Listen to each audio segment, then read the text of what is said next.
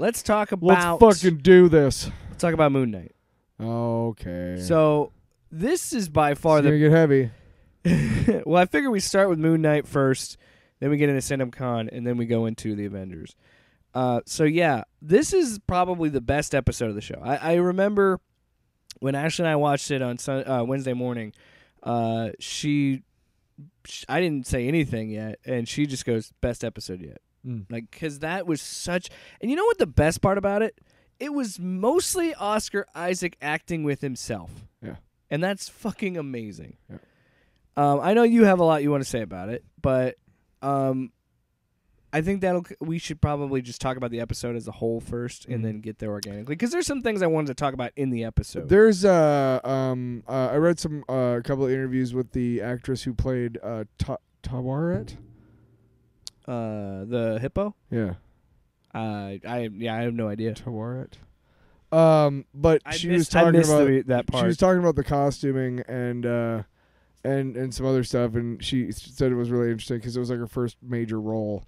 And basically just standing in and she was talking about how interesting it was to play a giant hippo lady and whatnot, and how fabulous she was. Yeah, I liked that. It was just a mind fuck of an episode, though. It kept switching back and forth between the ship or whatever. Well, and we get introduced early on that the reason they're stuck in the essentially like Egyptian purgatory is the way that I looked at it, but they had a specific name. It's in the Egyptian afterlife. Duat or something like that. The Egyptian underworld. Sorry, I analoged to purgatory. They reference a Black Panther thing with the plane of the ancestors. Yeah. And it has that purple, it looks like it did in Black Panther. It has a purple tinge to everything. But we're introduced to the idea that the reason they're stuck there is because their scale is unbalanced. And they have to balance the scale to cross over. And so they're trying to figure out, it's Steven and Mark trying to figure out what's causing the imbalance. Right. And by doing, and this is, okay, this is why I love this show so much. And I get the criticisms it's been getting online, how we don't have a lot of him as Moon Knight. We don't have, the pace is slower, and it can be, and honestly, even to me and someone who knows little about Moon Knight, this shit is getting confusing sometimes. But I think that's intent. I think it's supposed to be confusing. But I understand people's criticism of that. But I look at it as like, dude, this past episode was so brilliant on a writing tone because it's like, we had all fallen into the trap of it's just another Marvel show. There'll be something big that happens, some reveal at the end of episode 4, a big fight in episode 5, and then resolution in episode 6. And this does a fucking origin story in its second to last episode of this character who we've been with the whole time. Yeah. Which is fucking brilliant. Yeah. I love that so much. Yeah. And any other person would probably be like, episode 5, like, wait a minute, why are you slowing this down so much? But to get all of this in episode 5, it's like, oh my God, that's incredible. Yeah, there's a lot of exposition. But in a good way, it's good exposition. Yeah, I think this is such a problem creative way to tell an origin story. So yeah, we see them go through a doorway, and it goes into a memory because they're in a room full of people that Mark's killed. Right. And zombies. And then which was creepy. I like that. And then we see a kid run into the hallway, and Steven goes, "Why was there a kid there? Why is it, Mark, did you kill a kid? Like, what the fuck?" And that leads him into the memory of his brother. And the fact that Mark even has a brother, and that it was the kid that we saw in the hallway running, and it's like, holy shit, dude. Yeah. Like, that whole sequence, when Steven goes into the cave, that's heartbreaking. Yeah. That's awful. Yeah. And then to see how... I hate to break the tension here, but I did forget to mention this. Pizza time. We will be talking about every part of this episode as much as we can. Look, because I know the further I go, I'm gonna unravel this shit. Check it out. It's Sunday. The same week, 5 days ago, is when this show came out. And if you're anything like, maybe you're one of those people who binges, waits for it all to come out. But honestly, if you are, sorry. But yeah, it's been 5 days, dude. Okay. But yeah. That's a good point. We do. It's fair to do pizza time. This show comes. It's fair to do pizza time. You're right, but this show does come out on Wednesdays, and we talk about it on Sundays, publish on Mondays. Yeah. So if anything, this is a refresher for episode 6. Yeah, you fuck. Fuck you. We provide Fuck a you, fucking motherfucker. service, you bitch. Anyway, we're just got really aggressive. Piece of shit. No, come back. Our 3 listeners. I love you. I love you so much. No, I forgot. So anyway, Summertime. well, when we see Wendy, Yeah. his mom, Yeah. how abusive she is towards him and blames him for his brother's death, now it starts to make more sense of why Mark is so distant with people and why Mark is the way he is.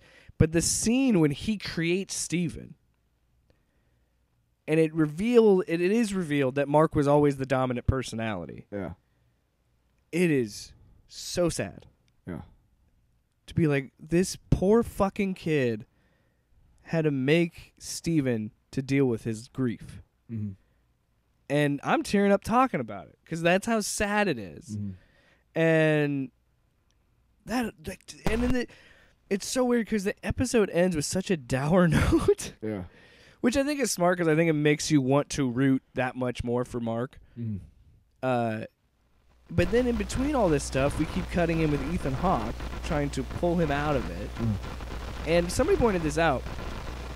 He doesn't talk like Mark when he gets pulled out of it at one point. I think at the beginning when he grabs the thing off his desk, that's Jake. Yeah. Because he yeah. has more of like a New York taxi cab sounding voice. Mm-hmm. And it's very brief, and it's very subtle, but it is there. And I didn't notice that until somebody pointed that out. And again, I actually fuck, thought that Oscar Isaac. I actually thought we were gonna see Jake at that point. I figured it out pretty quick that it was like, this is not Steven or Mark. And then I was like, okay. So, yeah. Again, Oscar Isaac, unfucking believable in the show. Yeah. But we we eventually keep unraveling his story, and we find out that he left home because his mom became an alcoholic, and his dad tried his hardest to keep it together, but he just couldn't. And it sucks because when his dad says, "I can't lose you too," I was like, "Fuck me, man." Yeah. No wonder Mark has killed all these people. I mean, you know what I mean. Like, you shouldn't sympathize with murdering somebody, but like you understand. He's got a bit going on. You understand why his life led, I've talked about this. This theme shows up more and more now. Like the generational trauma is so strong in this, where he can't even fucking see his dead mom because he hates her so much. Yeah. Is unbelievable. I don't know. Maybe it's because I myself have become a parent recently that I've just like, this hits so much harder What to me. What doesn't make sense to me is he doesn't walk that far away before he crumbles to the ground and starts crying. Yeah. So I got to be honest. Like, I mean, I know he said, "Don't come after me" or whatever. I can't see you. But if I'm his dad, I'm gonna run after him. He's not that far. He's right there. He's crying. I'm gonna give him a hug whether he likes it or not. Yeah. I mean, but it's interesting, and this was interesting too about that scene. But grief does things to people. Yeah, and that's what's interesting about this scene. Is this is where their lives blur. So this is where we're seeing Steven be more prevalent. And it's like, again, it all goes back to his mom. And I think as we get to the end of the episode, the thing that hurts the most watching this. And it's not at the very end. The final shot sucks, and it's amazing because it's as much as I fucking hated Steven this whole season. Like at certain points, I was like, "This is an amazing episode" because I understand why Steven is the way he is. But in the hallway, he says before they get to the last set piece of the show, the third act, if you will, he says, "It's not your fault. You were a kid. It's not your fault." And it's doubly tragic because nobody told him that. He told himself that now. So he's finally learning to live with his guilt and his grief, but he has to do it through another personality because Steven only exists because of this. Yeah. And the other part when he grabs it and he goes, this is when he tries to see his the death of his brother or whatever, and he's like, this is not what you're for. I was like, shit, man. Like when he said that, that's even because I think at that point we'd already kind of put the pieces together that it was Mark, but I think that part in particular was like, even Mark is finally aware of like, I created you because of this. I don't want to deal with my grief. And it's just a tragic episode, and it's so good. I've been talking for so long. I know you wanted to really talk about this a lot, so you have the floor. So I just a couple things. I just started a new job, and it's at a thrift store place. And one of the things that we do is a lot of the money that's made goes back to a program to help people who don't who have never been accepted as human beings in the workforce or in public or in housing or in independence or anything like that. And it really hits home. This episode really hit home for me. And I worked on Monday, and then on Wednesday I went in for my first thing, and I stayed up Tuesday night to watch the episode. I was already awake. Like I knew I was going to be awake that late, so I'm like, fuck it, let's just watch it. Mm-hmm. And I don't have that luxury anymore. Yeah. So I watched it, and then I'm watching these videos, and they're talking to these people who've benefited for the programs and stuff. And one of these guys was this guy named Robert, and he's 65 years old, and he's got a great attitude, and he's got a great smile and everything. And he was so horrifically abused as a baby that he never learned to read or write until he was in his 60s. And with your kid being born and seeing how fragile human beings are and stuff, and how it never makes sense to me why there's anything about why people hurt innocence, why people look at things like that and think I want to hurt that, like a puppy or a baby or something like that. And when he's talking, when he turns into Steven and he, hello, mommy, that just hurt, because I know, like, when I was growing up, like when I was very young, I know how I was, and I know that I was very hopeful and very optimistic, and I know that I was very kind and compassionate, empathetic, and I still am. And it hit me because this world has tried to beat that out of me all my life, and I still have it. And I'm glad that I do, because I think we need more of that in our world. But it hurt me because I was a child when I first started learning how shitty the world was too. I wasn't abused, thankfully, but that, and then watching this guy's story and everything, and then seeing Moon Knight, like all at once, like I was just bawling all day on Wednesday. It was just hard for me to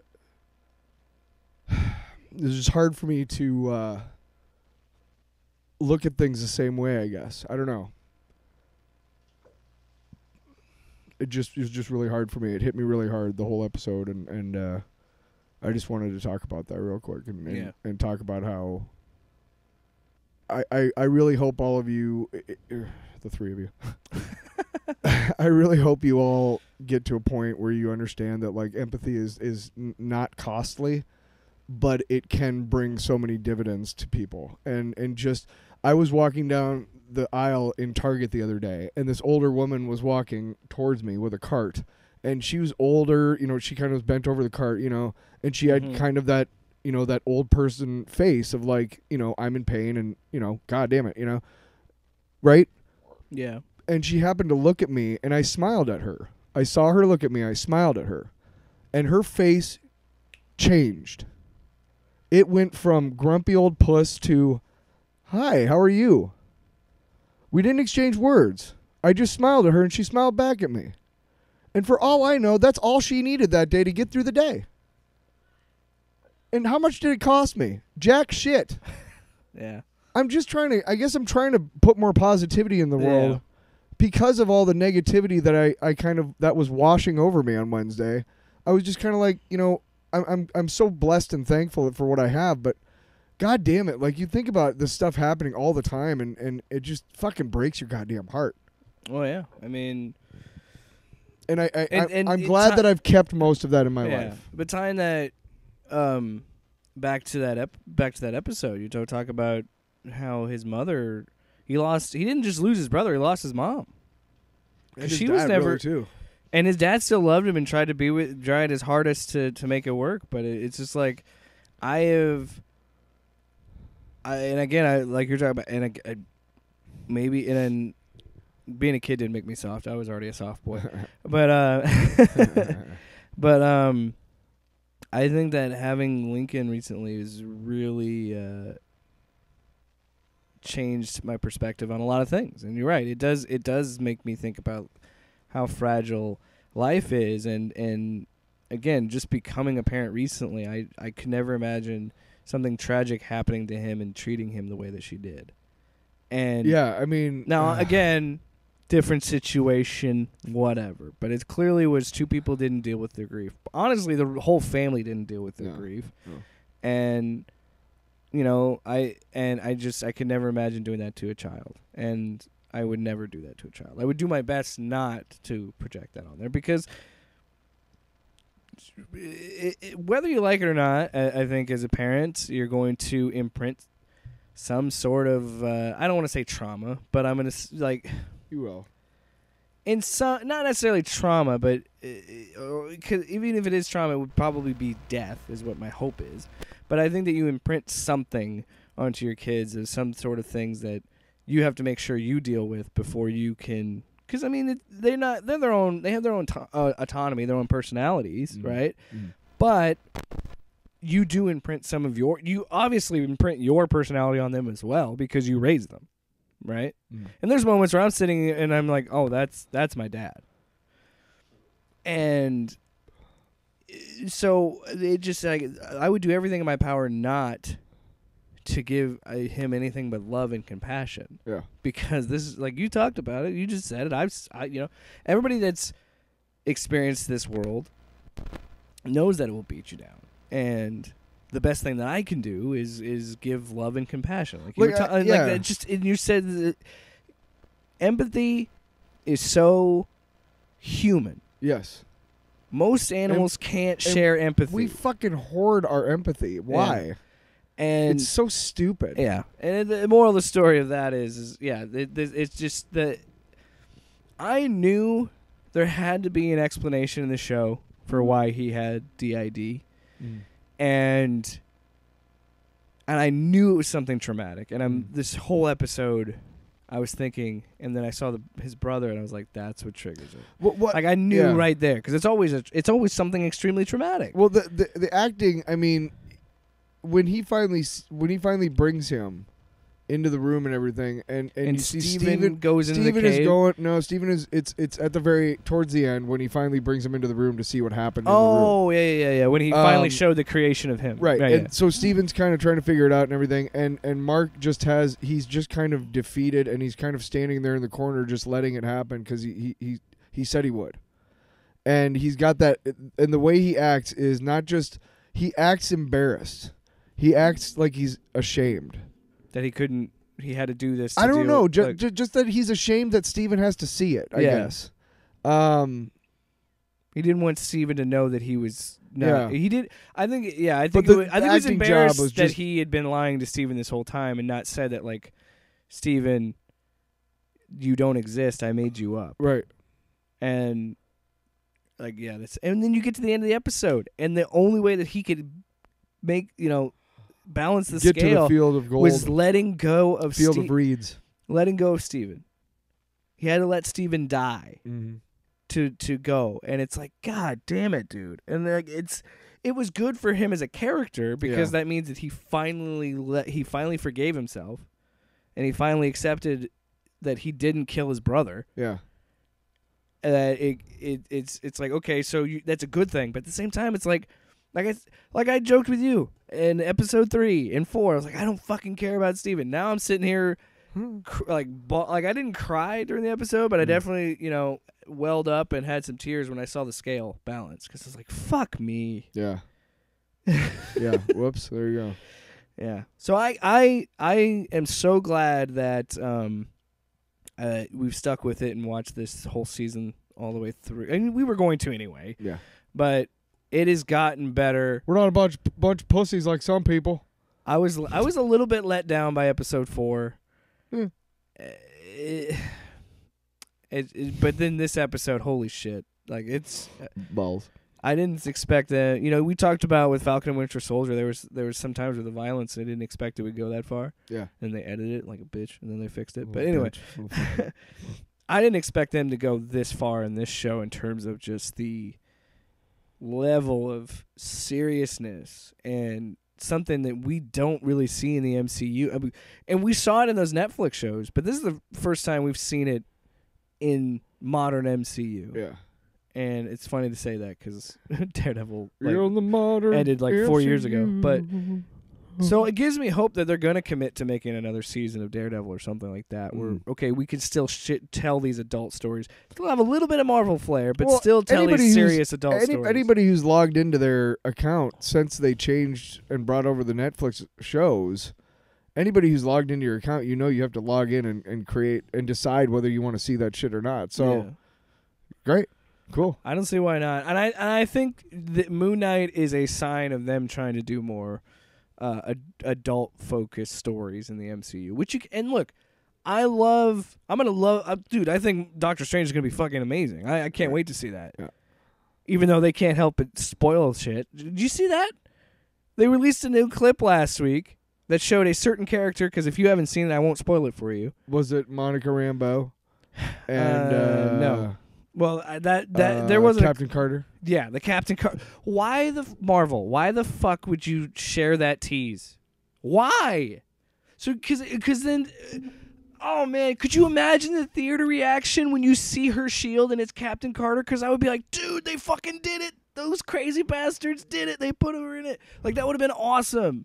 Stop spoiling your own shit. Yeah, what's going on, man? Maybe they were afraid somebody was going to spoil. I don't know. Anyway, so Moon Knight, can't wait. Episode 6 is going to be fantastic. I can't wait to see. Also, shout out to Ethan Hawke. He fucking killed it. Him and Oscar, like, the fact that those two are carrying this show is probably why I like it so much, because they are just putting on it's amazing, both amazing performances. It's a dynamic that's kind of reminiscent to me of Mobius and Loki a little bit. You know, there's similarities in the fact that it's kind of two main characters kind of playing off of each other, and how well the two actors do it. You know, you can't get much better than Owen Wilson and Tom. And how convincing Hiddleston is as Dr. Harrow to make you question, like, because there are definitely times in that episode where I was like, is this really like, what the fuck is going on? Mm-hmm. Like, I don't know.